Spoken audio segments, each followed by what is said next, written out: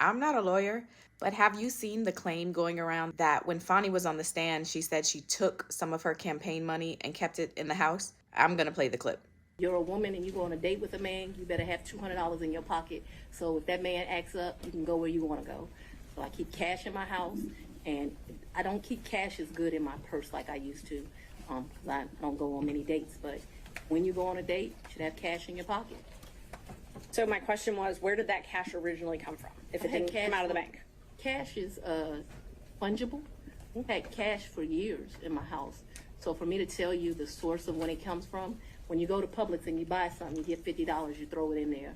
It's been my whole life. When I took out a large amount of money on my first campaign, I kept some of the cash of that. Like, to tell you I just have cash in my house, I don't have as much today as I would normally have, but I'm building back up now. So you just put money in. It's a very good practice. I would advise it to all women.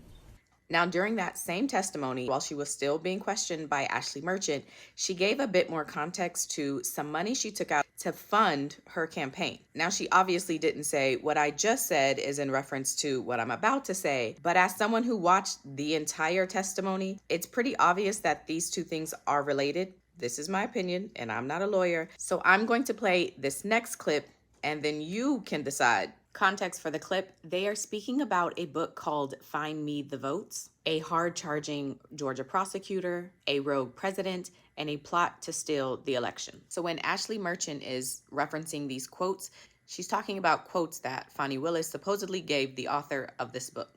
You were quoted in the book, and I will give you a chance to say if this is a misquote. You were quoted, when they asked you about if you wanted to run for office for DA, you were quoted, "I really don't want to be financially effed up again." Do you remember saying that? So what that refers to, My question first is if you remember saying that. I remember saying something similar to that, but I would like to be able to explain what that's in reference to.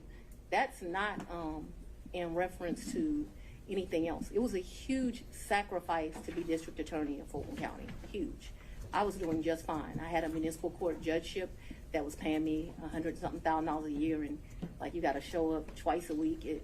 Easiest thing I've ever done in life. I also had private clients that were paying me to represent them, so I was able to have a law practice and that. What I was talking about is I ran for judge. When I ran for judge, I took $50,000 of my personal money out of my retirement, and that money ended up being lost. And I know when you bet on yourself, you're going to have to bet money on yourself. And so what I was talking about was not wanting to go through the personal financial expense of running for office. By no means did I think that I was going to be financially in a bad position once I won. Let's talk about what I was up against, because it's important to understand that comment. I had a district attorney who had been here for 24 years. And People, it's very relevant as to what my mindset was about this. So I'm trying to answer your question. So what I was saying is tailored solely to finance. Right, but it is about my finances.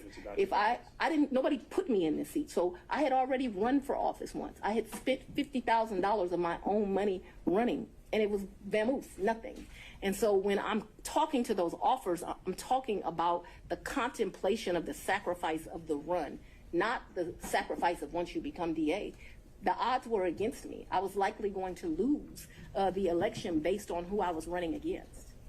So that needs to be in the appropriate context. Isn't it true that the authors also wrote, and you can dispute this if you'd like, that you were broke after that race? The 2018 race. Yes. Yeah, that was a hard race. I wasn't broke like I didn't have any. So broke is relative to depending where you are, but that hurt to lose that $50,000. So I'm sure my mental mindset was like, I just gave $50,000 away. Right. So they characterized it from their conversations with you that you were broke, you had poured your own money into the campaign, and you weren't able to pay your own bills because of your clients couldn't pay their bills to you, and you had a paltry array of family and asset forfeiture cases. It says you were trying to make it month to month. Is that an accurate depiction of your financial situation at that point? I would want to read that, but I don't remember clients not being able to pay their bills, or clients who couldn't pay their bills ain't clients, so no. So my question was just if this was a fair and accurate representation where it says you were trying to make it month to month at that point. No, I don't think that that is actually a fair and accurate representation, but I am certain that after the 2018 election, I'm still not really happy about having given up that $50,000. So you can decide. When Fani says that she took out money for her campaign, in context, does it seem she's referring to the $50,000 that she later referenced in that same testimony multiple times?